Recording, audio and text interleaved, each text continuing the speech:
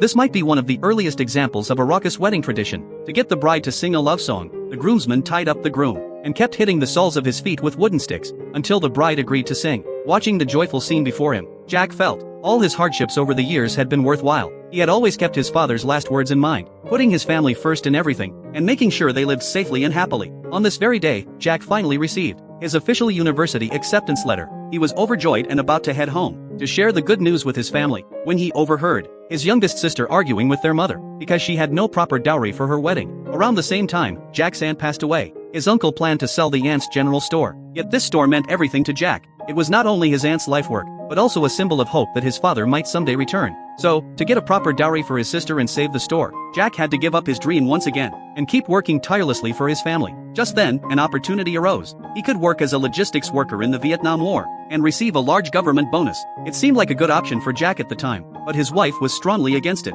Still, Jack made up his mind and left for Vietnam. In his letters to his wife, to keep them from worrying, he lied and said he was safe in a secure zone. In truth, he faced constant mortal danger. Even after being badly injured by explosions, the first thing Jack did when he stood up was clutch his newly paid wages tightly. To him, this money mattered more than his own life. To earn more money, Jack also volunteered to transport supplies to the front lines. They evaded enemy sight, only to be threatened by a snake.